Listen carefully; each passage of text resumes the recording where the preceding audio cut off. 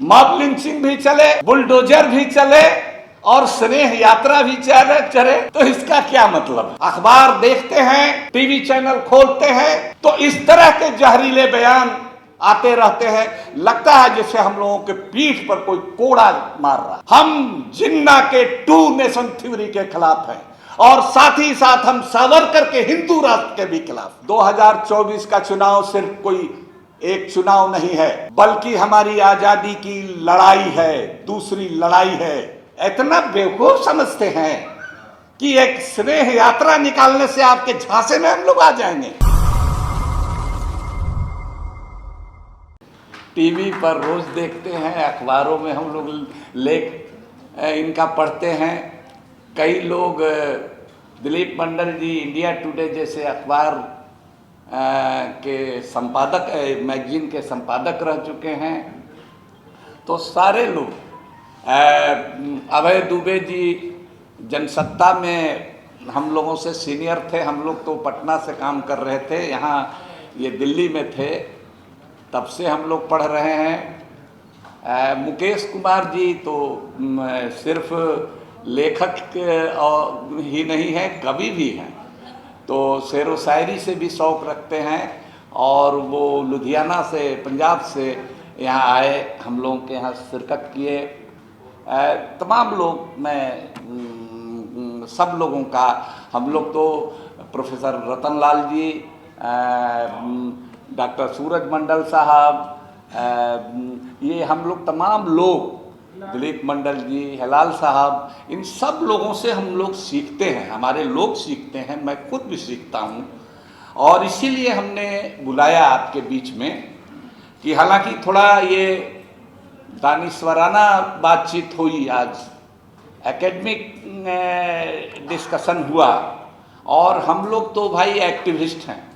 हम लोगों की जुबान, ये लोग जो पढ़ाते हैं, बोलते हैं, लिखते हैं, उसको हम लोग थोड़ा आम फहम जुबान में, क्योंकि उन बातों को जनता में भी ले जाना पड़ता है, तो खुले दिमाग से बात हुई है, सभी लोगों ने की है।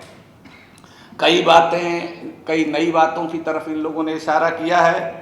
शिवा असलम फहमी साहब हैं, महिला एक्टिविस्ट भी हैं और वो भी शेर व शायरी करती हैं। तो ये सारी चीज़ें हैं, उन्होंने भी कुछ बातों की तरफ इशारा किया है।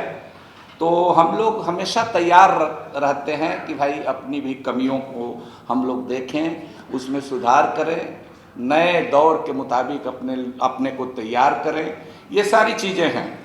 आज की जो नशिस्त है, ये सम्मेलन है, वो खास करके हम लोगों ने इसलिए, जो ये बुकलेट हम लोगों ने किताबचा जारी किया, इसमें हमारे संगठन ने हमको ये अधिकृत किया था जब मोदी जी ने कहा कि भाई पसमानदा से हमारे लोगों को हमदर्दी, आमोदरफ्त बढ़ाना चाहिए। और फिर तुरंत बीजेपी ने कहा कि हम स्नेह यात्रा निकालेंगे पसमानदा मुसलमानों के लिए।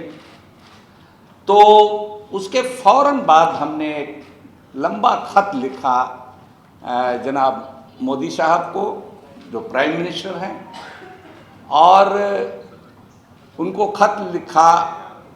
और उसके बाद हम लोगों ने शुरू में ही ये तय किया था कि हम लोग सारे मुल्क की जो अपोजिशन पार्टियां हैं उनको भी एक खत लिखेंगे, बल्कि उनका, चूँकि सब कई तरह की पार्टियां हैं और कई उनके क्रियाकलाप हैं जिन पर उन लोगों पर, उस पर भी हम लोगों की नज़र है। और जमहूरियत में अपोजिशन का भी बहुत इम्पोर्टेंस होता है, अहमियत होती है उसकी भी।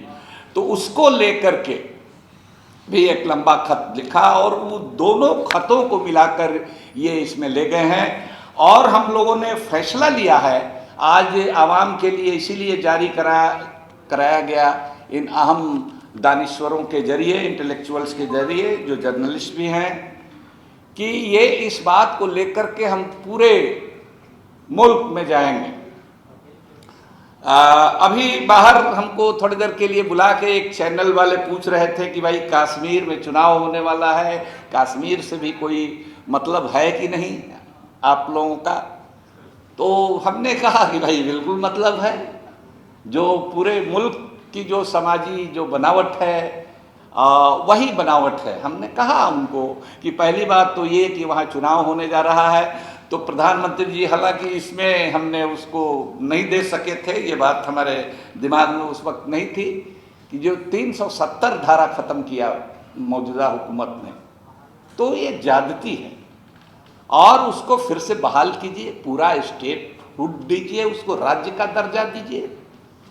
और दूसरी बात हमने कही कि वहाँ जो बकरवाल गुज्जर हैं वो शेड्यूल्ड ट्राइब हैं वहाँ, लेकिन हमारे यहाँ जो वन गुज्जर हैं वो क्यों नहीं शेड्यूल्ड ट्राइब होंगे?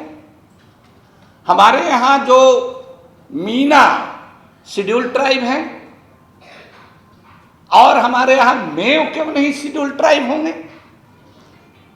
मेव मीना दोनों तो एक तरह के कबीले हैं, ट्राइब हैं, छापामार लड़ाई लड़े हैं, अंग्रेजों के खिलाफ ही नहीं मुगलों के खिलाफ भी लड़े हैं।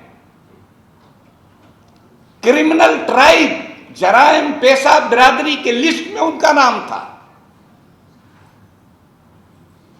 उनको, उसके एक भाई को मेव मीना एक समान, हिंदू हो या मुसलमान, अगर एक को आप शेड्यूल्ड ट्राइब में ले गए तो दूसरे को क्यों? इसीलिए ना कि वो मुसलमान है, हम तो यही कह रहे हैं, तो उनको भी ले जाइए। हालांकि शेड्यूल्ड ट्राइब का की जो धारा है संविधान की 342, उसमें इस तरह की कोई पाबंदी नहीं है। 341 पर बाद में 1950 में पाबंदी आयद कर दी गई, लागू कर दी गई, जिसको लेकर के सच्चर कमेटी और रंगनाथ मिश्रा कमीशन की सिफारिश है। लेकिन शेड्यूल्ड ट्राइब की जो धारा है 342 उस पर तो नहीं है, तो उसको आप करिए, उसमें शामिल कीजिए, बनगुजर को कीजिए, उसको कीजिए, सपेरा को कीजिए, मदारी को कीजिए, कई तरह की जातियां हैं जो छुटी हुई हैं। पार्लियामेंट में भी मैं जब था तो मैंने इस सवाल को उठाया था। तो बहरहाल हमारे कहने का मतलब कि आज वो चूंकि उसने छेड़ दिया अखबार चैनल वालों ने, तो इसलिए हमने इसका जिक्र कर दिया।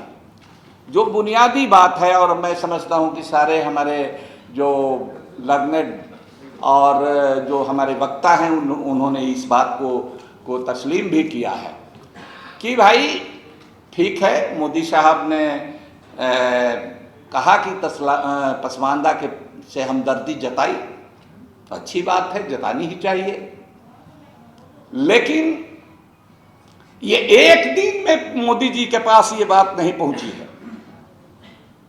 आप जान लीजिए 1998 में पसमानदा मुस्लिम महाज बना, उसके बाद से लगातार दुनिया भर में एकेडमिक्स में कोई एक लड़की अभी ऑक्सफोर्ड यूनिवर्सिटी से इस पर पीएचडी कर रही है, रिसर्च कर रही है, कोई एक लड़की बर्लिन से कर रही है, कोई डीयू से एक लड़की कर रही है, दर्जनों लड़के लड़कियां देश भर में,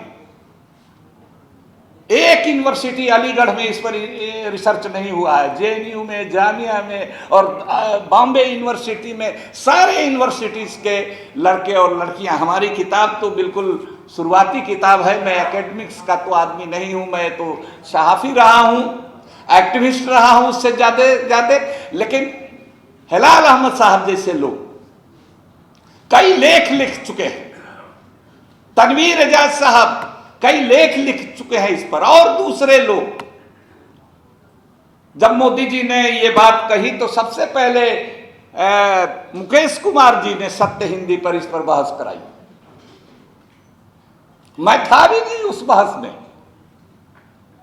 शिवा बहन उस बहस में थी। मैंने देखा तो हमने कहा कि चलिए हम लोगों की नुमाइंदगी हो गई, मैं बाहर था। तो कई बार दुबे जी ने कई लेख लिखे, भास्कर जैसे अखबार में लेख लिखा, उसको अंडरलाइन किया, चैनल में बहस कराई, उसमें थे अभय लाउड चैनल में। तो इस तरह से हमने कहा कि इन लोगों को आप लोगों से माने रूबरू कराया जाए, इनको समझें, क्योंकि हम लोग तो एक्टिविस्ट की तरह से काम कर रहे हैं, लेकिन जो एकेडमिशियंस हैं, जो विचारक हैं, उनका एक फॉर्मेट होता है, उनको दुनिया भर में एक मान्यता होती है। हमारी किताब भले बहुत लोग पढ़ लें, लेकिन जो डिफरेंट यूनिवर्सिटीज में इस पर रिसर्च होगा तो एक तरह से समझिए कि पसमानदा मुसलमानों का, दलित मुसलमानों का एक साहित्य तैयार हो रहा है। जो दलित शब्द है हिंदू भाइयों में, प्रोफेसर रतनलाल जी अंबेडकर नामा चलाते हैं, तो ये दलित शब्द भी बहुत पुराना नहीं है, लेकिन उसका साहित्य भी पुराना नहीं है। लेकिन इन जैसे लोग, रतनलाल जी जैसे लोग, इनके पहले के लोगों ने, बाबा साहब ने, पेरियार साहब ने, महात्मा फूले ने, सब लोगों ने एक साहित्य की रचना की। तो अभी इसकी कमी है।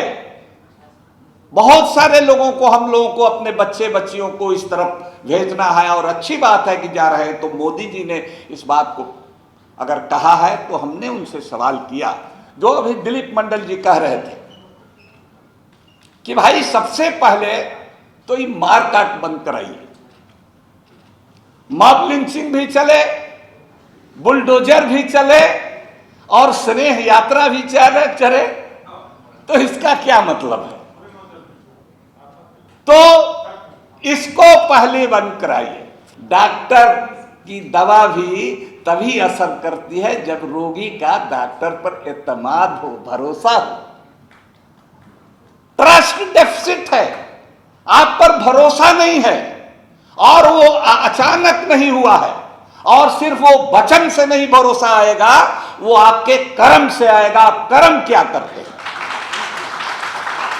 सवेरे सवेरे हमारे पसमानदा मुसलमान तो छोड़ दीजिए, सारे मुसलमान भी छोड़ दीजिए, जितने भी डेमोक्रेटिक लोग हैं, सेकुलर लोग हैं, इंसाफ पसंद लोग हैं, इंसानियत में भरोसा रखते हैं, अखबार देखते हैं, टीवी चैनल खोलते हैं, तो इस तरह के जहरीले बयान आते रहते हैं। लगता है जैसे हम लोगों के पीठ पर कोई कोड़ा मार रहा है, गर्दन पर तलवार रखी गई है, गर्दन पर तलवार रखी है आपने। अरे भाई तलवार तो हटाओ। तो ये हमारे ही साथ हम नई बात ये कह रहे हैं, या उसको इन लोगों से सीख के कह रहे हैं कि यह हमारी लड़ाई अकेले की लड़ाई नहीं है। हम इसलिए बहुजन की बात कर रहे हैं, पसमानदा। हम माफ कीजिएगा, हम ठीक है कि ये अल्पसंख्यक शब्द है, लेकिन इतना आजादी के बाद ये अल्पसंख्यक, अकलियत, माइनॉरिटी रटा गया है कि हम लोगों के अंदर एक एहसास, कमतरी, इंफीरियरिटी कम्प्लेक्स, हीन भावना पैदा हो गई है। हम लोगों को अकलियत कहते कहते कमखला बना दिया है। तो इस सिंड्रोम से निकलना होगा। और दूसरी चीज, हमने कोई मजहबी शब्द, ये पसमानदा कोई मजहबी शब्द नहीं है। दुनिया में, देश में ही नहीं, दुनिया में कोई पसमानदा नाम का कोई मजहब नहीं है, कोई जाति भी नहीं है। ये एक जमात है, एक वर्ग है, जो संविधान के दायरे से, जो संविधान जिस तरह से जिसको मानता है, पिछड़ा मानता है, दलित मानता है, उसमें है ये शब्द। उर्दू का है, हम अपने लोगों से बात करते हैं, अपनी जुबान में बात करेंगे, और ये अच्छी बात है कि हमारी बात चल रही है, हमारे समाज की बात चल रही है। हम 100 में 80 हैं अपने समाज में, इसलिए हम अक्सरियत हैं। और दूसरे जो समाज के लोग हैं, हिंदू हैं, सिख हैं, ईसाई हैं, बुद्धिस्ट हैं, दूसरे समाज के भी जो अक्सरियत के लोग हैं, बहुजन लोग हैं, उनके साथ हमारी लड़ाई जुड़ी हुई है, उनके किस्मत के साथ हमारी किस्मत जुड़ी हुई है। वो भी सदियों से इस मुल्क में सेकंड ग्रेड सिटीजन बना करके रखे गए हैं। उनकी लड़ाई थोड़ी पहले, उनके अंदर बहुत बड़े एकेडमिशियन बाबा साहब अम्बेडकर जैसे लोग पैदा हुए, कांशीराम जी जैसे लोग पैदा हुए, महात्मा फूले जैसे लोग पैदा हुए, हमारे यहां भी हुए। अगर नहीं हुए होते तो 1940 में इंडिया गेट जहां है 40,000 पसमानदा मुसलमान, पसमानदा शब्द नहीं था उस समय, मोमिन शब्द था। मुस्लिम लीग की सियासत और उसके बरक्स, उसके काउंटर में मोमिन की सियासत, मोमिन कॉन्फ्रेंस की सियासत। 40,000 लोग इस इंडिया गेट पर आए थे प्रदर्शन करने के लिए। कोई मराहत सरकार की कोई सुविधा मांगने के लिए नहीं, कोई सूद के लिए सब्सिडी मांगने के लिए नहीं, कोई नौकरी रोजगार मांगने के लिए नहीं आए थे कि मुल्क का बंटवारा मजहब की बुनियाद पर मत करो। हम जिन्ना के 2 नेशन थ्योरी के खिलाफ हैं और साथ ही साथ हम सावरकर के हिंदू राष्ट्र के भी खिलाफ हैं। इसलिए मोदी जी, आप लंबे समय से हम लोग सबका साथ, सबका विश्वास, उसमें सबका साथ, सबका विकास, उसमें सबका 2 साल बाद सबका विश्वास भी जोड़ा। कितना सबका साथ लिया, सबका कितना विकास किया, कितना विश्वास हासिल किया, तो वो आज सब लोग जानते हैं, उसको कहने की जरूरत नहीं है। हम ये भी कहते हैं कि हम लोग थियोक्रेटिक स्टेट के, धर्म आधारित राज्य के खिलाफ हैं। आज से नहीं, पहले से हैं। राणा संगा ने बुलाया था बाबर को, खानवा का जो मैदान है वहां पर लड़ाई हुई थी, इसी दिल्ली के बगल में। 1940 में मोमिनों का जो जुलूस आया था जिन्ना के खिलाफ, उससे पहले 1526 में राणा संगा ने बुलाया था। इब्राहिम लोदी उसको लालच दिया था बाबर ने, या ये लालच दिया था कि तुम राज करो और इधर की जमींदारी हम ले लेंगे। राणा सांगा ने बुलाया बाबर को हिंदुस्तान की सरजमीन पर, और वो लड़ाई, खानवा के मैदान की लड़ाई, वो ऐसी पहली लड़ाई थी इस मुल्क में जो कारतूस से, गोली और बंदूक से लड़ी गई। उसके पहले रवायती जो हथियार थे, लाठी, भाला, फरसा, तलवार, इससे लड़ाई, हाथी, घोड़ा, ऊंट, इससे लड़ाई होती थी। पहली बार बाबर इस मुल्क की सरजमीन पर आया था बारूद के हथियार को लेकर के। 12,000 मेवातियों ने पीठ नहीं दिखाया, वहां पर उनका कत्ल हुआ, लड़ते हुए मारे गए। हसन खां मेवाती उनके नेता थे।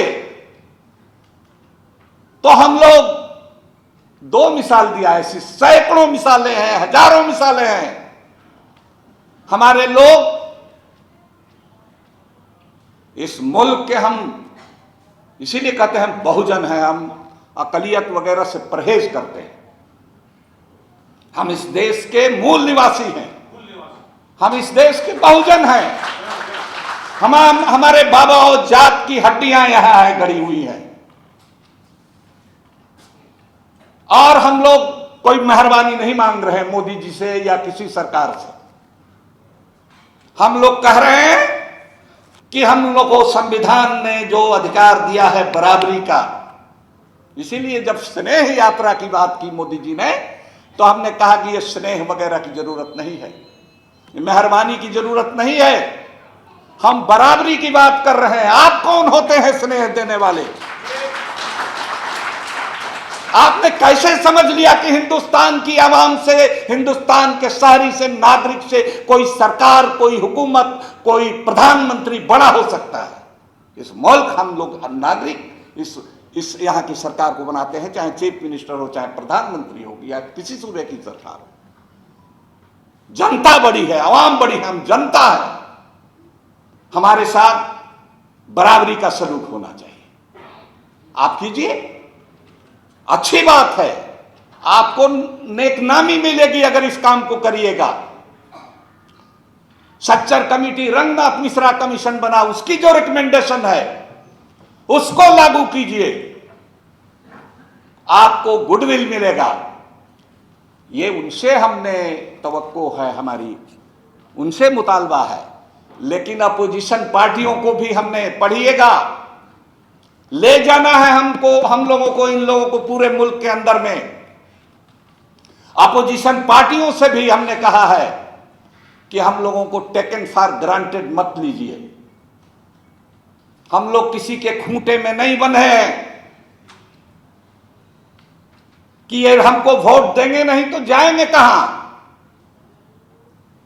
और हम लोग, ये निराशा पैदा हुई है, हमारे लोग मॉब लिंचिंग में मारे जाते रहे हैं, हमारे लोगों को घर वापसी के नाम पर, गोरक्षा के नाम पर, लेकिन कहीं कोई मातम कुर्सी के लिए नहीं जाता है, अपोजिशन का आदमी भी नहीं जाता, इतने डरे हुए लोग।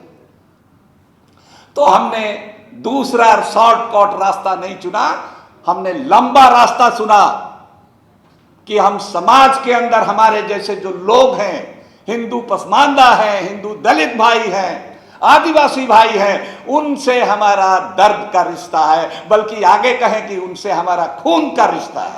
हम वहीं से यहां आए हैं। ठीक कहा दिलीप मंडल साहब ने, और हिलाल साहब ने भी इस तरफ इशारा किया कि हमारे, नो डाउट हमारे समाज में कई तरह की गड़बड़ियां हैं, कई तरह की बीमारी हर समाज में होती है, हमारे समाज में भी है। हमारा वो इंटरनल मामला है, किसी मोदी जी को और किसी सोनिया गांधी जी को या किसी पार्टी को हम, उसमें हमारा जो समाजी मामला है, हमारा इंटरनल मामला है, उसमें उनके दखल की जरूरत नहीं है। हमारा मांग है कि हमारे लोगों को हमारी आबादी के अनुसार आप नुमाइंदगी दीजिए। हमारा वोट लेते हैं तो हमारे लोगों को नुमाइंदगी दीजिए, हमारे सवालों को हल कीजिए। अलग से कुछ नहीं मांग रहे हैं, हम सिर्फ ये कह रहे हैं कि हमारे साथ मुसलमान होने के नाते, हमारे साथ ईसाई होने के नाते जो भेदभाव हो रहा है उसको खत्म कीजिए। तो ये सारी चीजों को लेकर के हमने बहुत साफ साफ लहजे में इन पार्टियों को लिखा है। किसी का जवाब नहीं आया है, जवाब आएगा भी नहीं। हम जानना मोदी जी का आया है ना और किसी पार्टी का, लेकिन अंदर में खलबली है। फोन आता है, कुछ पूछते हैं। इन जैसे लोगों ने कह दिया तो किताब तो पहले से एकेडमिक्स में पढ़ी जा रही थी, लेकिन राजनीतिक नेता लोग भी मसावात की जंग को अब पढ़ रहे हैं, दोनों तरफ से पढ़ रहे हैं। कुछ लोग उसका हर चीज का कई तरह का इस्तेमाल होता है, नियत पर डिपेंड की बात करती है कि आपकी नियत क्या है। तो इसीलिए हमारा कहना है कि बहुत सारी समस्याएं हैं। हमारे जो आर्टिजन हैं, हमारे जो दस्तकार बिरादरियां हैं, हमारे बुनकर हैं, हमारे धुरकन हैं, हमारे रंगरेज हैं, हमारे बर्तन बनाने वाले लोग हैं मुरादाबाद के, अलीगढ़ में ताला बनाने वाले, कारपेट बनाने वाले, सब लोगों का धंधा आपने नोटबंदी करके, जीएसटी लागू करके सबकी कमर तोड़ दी है। इस मुल्क में एक आदमी जो है, हम लोग गरीब से गरीब होते जा रहे हैं, बीमार हो पड़ते हैं, इलाज के लिए पैसा नहीं है, भुखमरी, कई लोग सुसाइड करते जा रहे हैं, हिंदू मुसलमान सभी जातियों में कमजोर तबकों के लोग। और दूसरी तरफ एक आदमी ऐसा है जो दुनिया का नंबर 2 कैपिटलिस्ट बन गया, आपकी मेहरबानी से, आपकी कृपा से। तो ये जो खाई पैदा हो रही है ये बहुत भयानक है। और जो चुनाव आता है, चुनाव पर ही बहुत हम लोगों को सावधान रहने की जरूरत है। अभी तक तो बात थी सिर्फ आपको ईवीएम की गड़बड़ी की। मोदी जी, ये सरकार अपना गोल पोस्ट बराबर चेंज करती रहती है। अब ईवीएम से आगे बात चली गई।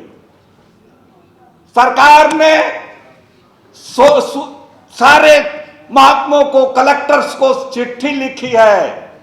सब जगह पसमानदा, हिंदू, मुसलमान, दलित, सब लोगों का एक बटन दबाएंगे और आधार से लिंक करने के नाम पर उनका बटन दबा करके वोट के अधिकार से उनको वंचित कर देंगे। तो इस बात को भी हम लोगों को पहले से समझना है। और आखिरी बात मैं कहना चाहता हूं कि 2024 आ रहा है। 2024 का चुनाव सिर्फ कोई एक चुनाव नहीं है, बल्कि हमारी आजादी की लड़ाई है, दूसरी लड़ाई है। और इस तरह से हमारे लोगों को तैयार होना है और उसकी तैयारी हम लोगों को करनी है, सोच समझ के साथ, खुले दिमाग के साथ। और किसी के बहकावे में हम आपस में नहीं झगड़ेंगे, हम आपस की एकता बनाएंगे।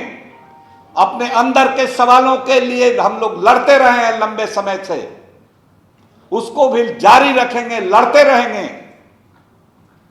इस्लाह मुआसरा एक शब्द है इस्लाम के अंदर। हमारे कई इस्लामिक मामलों के जानकार इधर भी उधर भी बैठे हुए हैं। समाज सुधार, वो समाज सुधार की बात भी हमारे समाज में चल रही है, चलती रहेगी। हसब नसब के बुनियाद पर न कोई बड़ा है न कोई छोटा है। हमारे मजहब में हमारे नबी का ये पैगाम है, हमारा आखिरी खुतबा है, न गोरे को काले पर न काले को गोरे पर कोई फौकियत, कोई बर्तरी, कोई सुपरमेसी हासिल नहीं है। अगर है तो तकवा की बुनियाद पर। कौन ईमान वाला है, कौन गरीब परवर है, कौन इंसाफ पसंद है, कौन खुदा से डरने वाला है, वो बड़ा है। किसी जात की बुनियाद पर, किसी जबान की बुनियाद पर, किसी कबीले के बुनियाद पर कोई बड़ा और कोई आला नहीं है और सामने वाला अदना नहीं है। इसकी लड़ाई भी हम लोग लड़ते रहेंगे और लड़ेंगे और मजबूती से लड़ेंगे। लेकिन उसके साथ सारी जो दुनियावी सारे मसले मसाइल हैं, उनका हल सियासत से होता है। तो सियासत पर भी पैनी नजर रखेंगे, दिलचस्पी लेंगे। आखिर में दो बात, एक तो रूलिंग पार्टी के लिए, हुक्मरान पार्टी के लिए कि टिप टोकनिज्म के आधार पर किसी को कहीं से चुन करके, एक बड़ा बढ़िया शब्द इन्होंने इस्तेमाल किया। मुकेश जी ने अपने एक डिस्कशन में सुन रहे थे कि एक तो लाभार्थी की श्रेणी है, अब कुछ एक नई श्रेणी लोभार्थियों की बनाई जा रही है। लालची लोगों की श्रेणी भी पैदा की जा रही है। तो हमने अपने समाज को कहा है, एक शेर के जरिए, हमारा शेर नहीं है, किसी का हमने उठा लिया है। अमीर शहर की हमदर्दियों से बच के रहना, अमीर शहर की हमदर्दियों से बच के रहना, ये सर से बोझ नहीं सर ही उतार लेते हैं। इस तरह की जुमलेबाजी से इतना बेवकूफ समझते हैं कि एक स्नेह यात्रा निकालने से आपके झांसे में हम लोग आ जाएंगे। पसमानदा मुसलमान गरीब जरूर है, अदनंगा जरूर है, भिखमंगा जरूर है, लेकिन ईमान का कमजोर नहीं है। ईमान का कमजोर नहीं है। और दूसरी बात अपोजिशन के बारे में, तू इधर उधर की बात न कर, तू इधर उधर की बात न कर, ये बता कि कारवां क्यों लूटा। अगली लाइन में थोड़ा हम अमेंडमेंट किए हैं, तू इधर उधर की बात न कर, ये बता कि कारवां क्यों लूटा। हमें रहजनों से तो गिला है, हमें रहजनों से तो गिला है, पर तुम्हारी रहबरी का भी सवाल है, तुम्हारी रहबरी का सवाल है। हम तुमको वोट देते हैं, तुम हमारी बात बोलने के लिए हम मारे जा रहे हैं, जलाए जा रहे हैं, हमारी इज्जत लूटी जा रही है। बिल्किस बानो से बड़ा पसमानदा कौन हो सकता है? उसके 5 महीने से हमल से थी, उसके दूध मुहे बच्चे को पत्थर मार मार के कूच के एक मां के सामने कुचल के मार दिया गया, उसके परिवार के 7 लोगों को हलाक कर दिया गया। ऐसे 11 आदमखोरों को, नर पिशाचों को आपने न सिर्फ जेल से रिहा किया बल्कि उनको मालाएं पहनाई, उनका जुलूस निकाला, मिठाइयां बांटी, और फिर आप यह भी उम्मीद करते हैं कि हम स्नेह के नाम पर आपको वोट देने का काम करें। फिर लाख गड़बड़ियां इशारा किया है शिबा असलम फाहमी साहिबा ने। हमारे मदरसे के एजुकेशन में बहुत जगह चेतना आई है, सुधार भी हो रहा है, लेकिन इसका मतलब यह नहीं है कि आसाम में हमारे मदरसों को आप बुलडोज कीजिएगा। वो सरकारी इमदाद से बने नहीं हैं। वो गरीब का बच्चा जैसे मिड डे मील के लिए जाता है लालच में कि खाना माँ बाप बेचता है कि खाना मिल जाएगा, उस तरह से वहां मिलता है, कुछ खाना मिलता है, लोग चंदा देते हैं। ठीक है, उसमें बहुत सुधार की दीनी तालीम के साथ दुनियावी तालीम को भी जोड़ने की जरूरत है। लेकिन आप हमारे मदरसों को ये बदनाम करके कि यहां टेररिस्ट रहते हैं, आप बुलडोज कीजिएगा। कौन जाता है मदरसों में पढ़ने के लिए? सच्चर कमेटी की रिपोर्ट है, ओनली 4% मुसलमान के बच्चे मदरसों में जाते हैं। ये कौन है 4%? निहायत गरीब है, जिनकी हालत हिंदू दलितों से भी खराब है, वो बच्चे जाते हैं मदरसों में। कुछ लोग जो होते हैं दीनी तालीम के लिए हिफ्ज कराना हुआ या उर्दू अरबी पढ़ाने के लिए अपने घर पर मास्टर रख करके पढ़ा देते हैं, या वहां भेजते हैं तो थोड़े दिन के बाद अपना निकाल लेते हैं।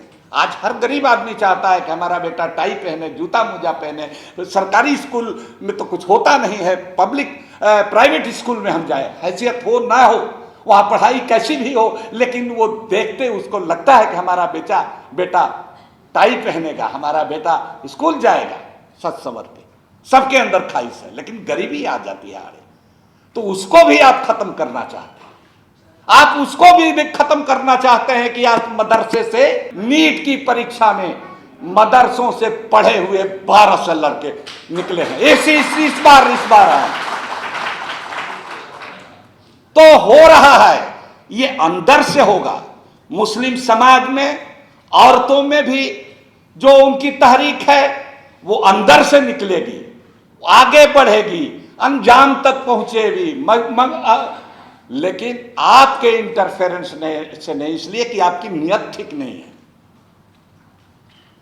तो ये सारी चीजें हैं।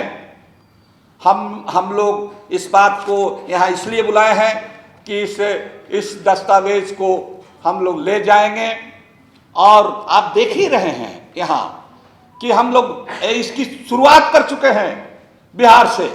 करीब 1 दर्जन जगह, रतनलाल जी भी कई जगह गए हैं, और दूसरे साथी लक्ष्मण यादव जी और दूसरे साथी हम लोग कई जगह, भागलपुर में, गया में, कहां हम लोग, पटना में, तो पूरे देश में। अभी लखनऊ हम गए थे, अभी छत्तीसगढ़ हम जाने वाले हैं। तो हम लोग मिलजुल करके एक नया जनरेशन अच्छी समझ के साथ कि तुम ऊपर से तोड़ने की बात करते हो, हम नीचे से समाज को जोड़ने की बात करते हैं। तुम्हारी फितरत है तोड़ना, तुम्हारी फितरत में है नफरत पैदा करना, हमारी फितरत में जोड़ना है, हमारी फितरत में प्यार और मोहब्बत है। प्यार और मोहब्बत नैसर्गिक होता है, वो अस्थाई भाव है, और नफरत तो भर करके पैदा किया जाता है। तो ये सारी बातें हैं। आप लोगों से का हम शुक्रगुजार हैं कि आप लोग आए, लेकिन बैठना नहीं है। इसको लेकर के इन सब सवालों को, बहुत सारे सवाल छूटे हुए हैं, आप लोगों के भी दिमाग में होंगे। इन वक्ताओं के वक्तव्य से भी बहुत सारी बातें निकली हैं, तो उनको लेकर के हम लोग जाएंगे।